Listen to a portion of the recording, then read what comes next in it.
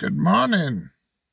I'm sorry about the very bright light that's coming over here. I'm parked at one of my favourite little beauty spots where I can see the Humber Bridge and the River Humber in front of me. And to be honest, it's a bit chilly here, but the sun is shining brightly, which is kind of this bright light here. Okay.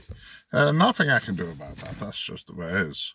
I want to talk to you today about the Archbishop of Canterbury is just now, or it was at least yesterday, I saw somewhere or another looking at um, the conditions in which slaves were kept during the transatlantic slave trade.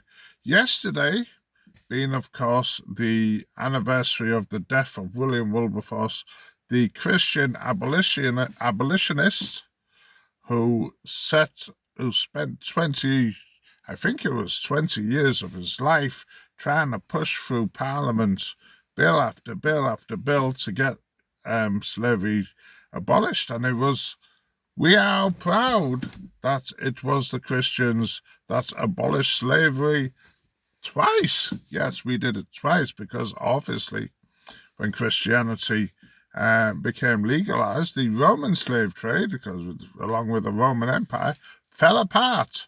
So Christians got rid of the Roman slave trade, and also Christians got rid of the transatlantic slave trade.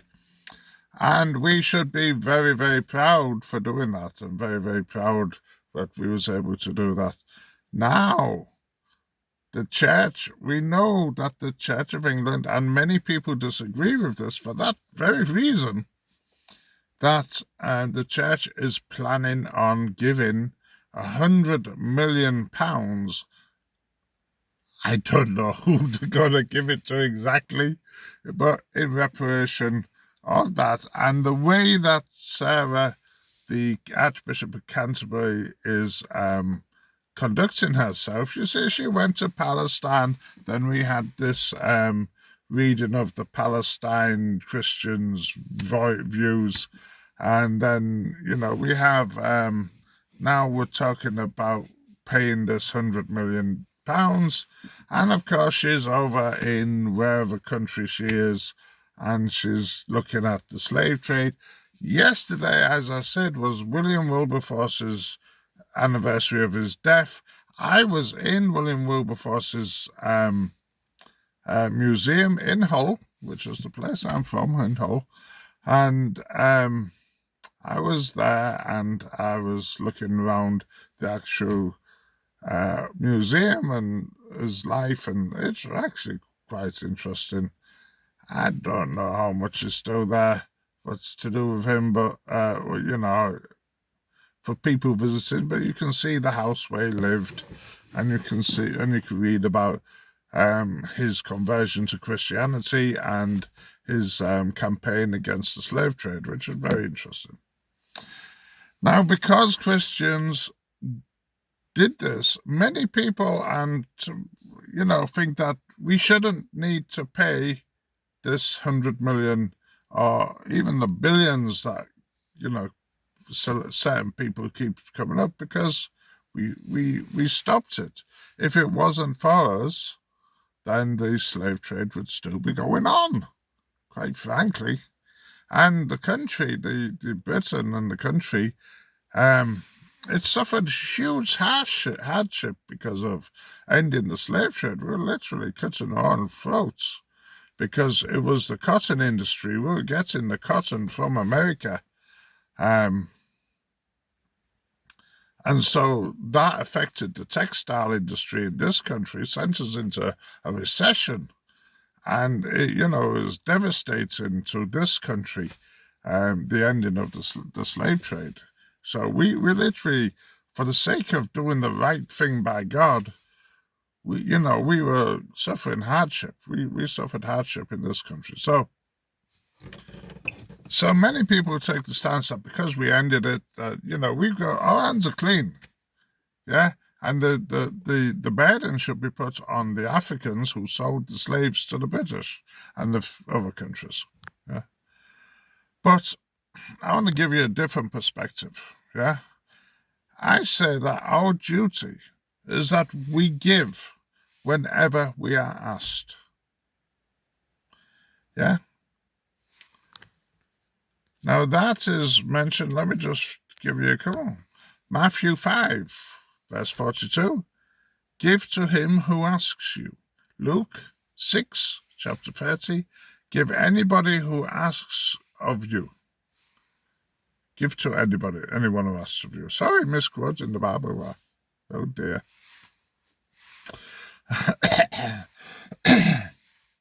Excuse me, that's my punishment. Yeah. So even if you don't believe it, even we could go to Luke even, I suppose. Luke 6:35, chapter 35, Luke 6, is love your enemy, do good, and lend, and hope for nothing in return. Yeah? So from that perspective, yeah, you have to remember, you do not overcome evil with evil, but you overcome evil with good. We are good people. So when people ask us for something, whether they deserve it or not, we should always help them. Yeah? By giving, we remain obedient to Christ. But whether or not that person deserves it is a different matter. And that will be judged by God. And we will be judged by our obedience to God. So, should the Church of England give £100 million? Yes, because they've been asked for it.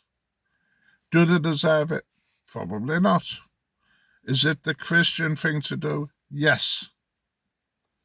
Who will God judge? He will judge them if God finds that they are wrong in asking for this money. It will judge them, and it will judge us on being obedient to the ethos of Christianity.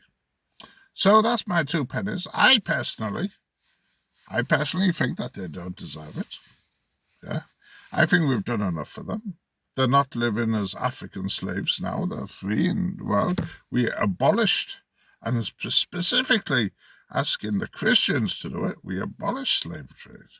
It was us. We did it. But they ask, we have to give, because we're Christians, we're good people. We take the moral high ground. We give every time. Okay. Thank you very much. Bye-bye.